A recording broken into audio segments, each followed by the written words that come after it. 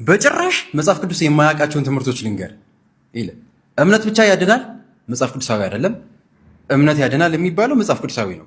እምነት ብቻ ያድናል ካልከኝ ግን መጽሐፍ ቅዱሳዊ አይደለም ማለት ነው። በጸጋ መዳን መጽሐፍ ቅዱሳዊ ነው። በጸጋ ብቻ መዳን የሚባለው ግን መጽሐፍ ቅዱሳዊ አይደለም ማለት ነው። አሁን በተለይ ብዙ ሰው የሚመስለው ማለት በእምነት ብቻ ትድናለህ የሚለውን ብዙ ሰው እንደዚህ ቃል በቃል መጽሐፍ ቅዱስ ላይ ያለ ይመስሏል ማለት ነው።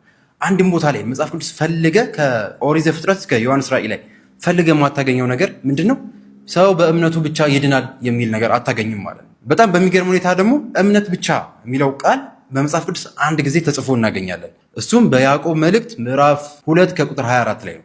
ሰው በእምነት ብቻ ሳይሆን በስራ እንዲጸድቅ ታያላችሁ የሚል ማለት መጽሐፍ ቅዱስ ላይ አንድ የምናገኘው እሱንም ሰው በእምነቱ ብቻ እንደማይድን ሲናገር ነው እንጂ ሰፖርት አድርጎት አይደለም። ሰው በእምነቱ ብቻ እንደሚድን አድርጎ አይደለም። አሁን ይህን ትምህርት እንግዲህ ያመጣው የፕሮቴስታንት እምነት መስራች የሆነው ማርቲን ሉተር ነው። ብዙ ሰዎች ሰው በእምነት ብቻ ይድናል ብለው የሚጠቅሱት ጥቅስ ብዙ ጊዜ አይተህ ከሆነ በሮሜ መልእክት ላይ አለ። ሌላው ደግሞ በገላትያ ላይ ማለት ነው። ማርቲን ሉተር እንደውም የገላትያ መልእክት ምን ይላል መሰለህ? የገላትያ መልእክት የኔ ካታሪና ቮምቦራ ነው ይላል። ማለት የማርቲን ሉተር ሚስት ስሟ ካታሪና ትባላለች። የኔ ሚስት ነው የገላትያ መልእክት የኔ ሚስት ነው እያለ ነገር ማለት ነው። ሰው ለምን መሰለህ እንደዚህ የሚለው? ብዙ ሰዎች አሁን የሚጠቅሱላለ ሰው በእምነቱ ብቻ ይጸድቃል ምናምን የሚሉና የገላትያ መልእክት ምዕራፍ 2 ላይ አንድ ጥቅስ ላንበበልህ እዚሁ ማለት ነው። ምን ይላል መሰለህ? ነገር ግን ሰው በኢየሱስ ክርስቶስ በማመን እንዲጸድቅ እንጂ በሕግ ስራ እንዳይሆን አውቀን ስጋን የለበሰ ሁሉ በሕግ ስራ ስለማይጸድቅ ይላል። በሕግ ስራ ሳይሆን በክርስቶስ እምነት እንድንጸድቅ ዘንድ በክርስቶስ ኢየሱስ አምነናል ይላል። እዚህ ጋር እንግዲህ እነሱ የሚረሱት ነገር አለ።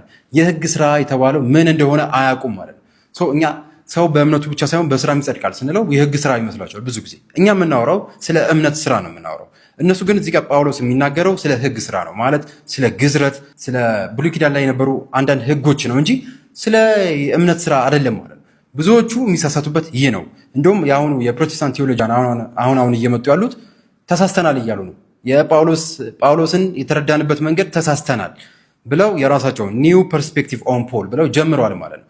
እነዚህ የሕግ ስራ የተባሉት ምን እንደሆነ አናቅም ነበር፣ ተሳስተናል፣ ማርቲን ሉተርም ተሳስቶ ነበር ብለው እያመኑ ነው ማለት ነው። በዚሁ ተቃራኒው ግን ቅዱስ ጳውሎስ ምን ይላል መሰለ? በአንደኛ ቆሮንቶስ ምዕራፍ 13 ላይ እንዲህ ይላል፣ በሰዎችና በመላእክት ልሳን ብናገር ፍቅር ግን ከሌለኝ እንደሚጮህ ናስ ሆኛለሁ ይላል። ትንቢትም ቢኖረኝ ሚስጥርንም ሁሉና እውቀትን ሁሉ ባውቅ ተራሮችን እስካፈልስ ድረስ እምነት ቢኖረኝ ፍቅር ግን ከሌለኝ ከንቱ ነኝ ይላል።